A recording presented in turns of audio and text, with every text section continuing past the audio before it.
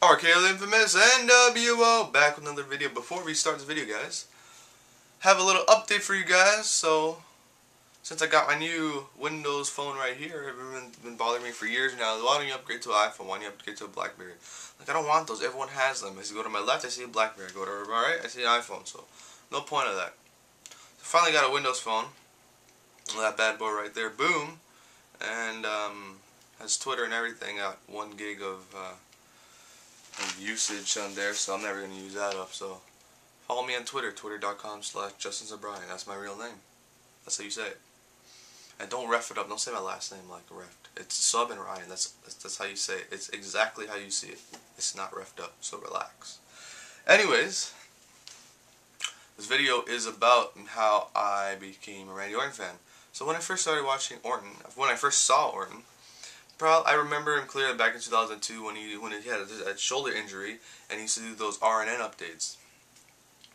And if you have the 2002 Survivor Series 2002 DVD, you actually see one of those segments right before the Elimination Chamber match, which is kind of funny. 2003, that's when the Triple H made the group Evolution. This is when you started seeing Randy Orton, the wrestler, seeing him put on great wrestling matches. And then Armageddon 2003, he wins the IC belt against RVD in a great match. Has about a 7 or 8 month title reign. He's feuding with guys like Foley. He started feuding with Foley. That right there made me a huge Randy Orton fan. That feud with Foley which led to the WrestleMania match, Rock Stock Connection versus Evolution. And then Orton beat Foley. And then at Backlash 2004, this is kind of a funny story because I was like 11 at the time, I believe, or 12, something like that. 2004. Yeah, I was 12 at the time. Yeah, so I went to the movies with my mom. That's when I used to watch wrestling. Sometimes I used to watch wrestling events at the movie theater, and I really wanted to watch this one because it was in Edmonton. So every event in Canada, I always have to watch it on pay-per-view, no matter what. So, watched it, and it's funny because to this day, every time my mom asks me, who's Randy Orton, I always have to tell her, remember that time we went to the movies and you saw that guy go on all those tags? She's like, oh right! I still find that funny to this day. But that match really made me a Randy Orton fan when he took all those hard bumps, and he had a tremendous match with Foley in the hardcore match, and he retained the IC belt. Goes on to Vengeance. Him and Edge have a great match. Edge just returned. No, Edge actually returned in Backlash, having his returning reign, and Edge beats Orton for the belt. Next night on Raw, Orton becomes #1 contender for the World Heavyweight Championship going into SummerSlam. We don't expect Orton gonna win the belt, and then boom, he wins the belt, and then I'm like, wow, this guy's going places. And this actually happened in Toronto. I was there live, watched that. Really good match actually to this day, him versus Chris Benoit, and we'll probably never see it on his DVD, maybe, who knows. But then that's when his title reign became crap, but I was still a huge Randy Orton fan. The stuff that he did with Edge, the Rated RKO, the feud he had with Taker was tremendous in 2005. Him and Shawn Michaels feuding was great. And the Age of Orton, him and Cena was having okay feud too. The Age of Orton was just great with him and Michaels feuding, and him and what was it, Triple H feuding, yeah.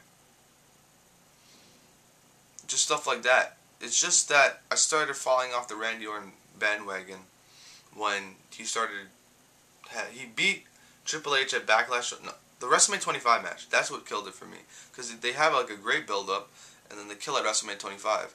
But then he wins the belt at Backlash 09. I'm like, this match is actually pretty good. I liked it. But then he started having matches with Triple H at the three stages of Hell match. I'm like, that was garbage. And then it's just that he just started falling off. I didn't like Orton anymore. Having those matches with Cena, I thought they were somewhat boring. And in 2010, he wasn't putting on the best matches that he could, because Orton in 2004 and Orton now, it's like two different people. Started me to fall off the bandwagon until Extreme Rules, Over the Limit last month, where I saw the Randy Orton of 2004. And I'm like, wow. So yeah, that's how I became a Randy Orton fan back in 2004, it was tremendous match. I just fell off the bandwagon and just started disliking Orton. And the RKO is probably one of the best moves because it can come out of nowhere. Like when you're like waiting for the RKO, you know he's not gonna hit it. He had to hit it from nowhere. Anyways, my actually first wrestling shirt when I went to WWE Niagara Falls for the first time was the RKO shirt, and it has the NWO style. I always liked this because my favorite wrestler was RKO, and I always liked the faction the NWO. So this is the NWO black and red and black shirt. It's really, really faded. Like the shirt quality's faded. And then you have the tattoo. Then it says WWE Authentic at the back. Yeah, this is old. I used to have an RKO chain too, but I left it in my bag this one time, and I left the bag at the mall, and now it's gone forever. And to this day I feel sad because I never could find that RKO chain that has like the block lettering, like the NWO way of saying RKO. Yeah, that was an epic chain I had, and then it's gone now. But that's how I became a Randy Orton fan. That's how I fell off the bandwagon. That's how I jumped on back in the bandwagon. If Orton still has good matches, I will become a huge Randy Orton fan again. Because this Viper crap is not doing it for me with the slow-paced matches. But if he's having some good, decent matches, remember, follow me on Twitter. Got the phone up, ready to go. Be tweeting. So yeah, thanks for watching. Hope you guys enjoyed. So this is what you do when you're bored on a Thursday at 10 o'clock in the morning, because I wake up at 8 o'clock. Now I'm going to go watch Price is Right, because it is 10:12.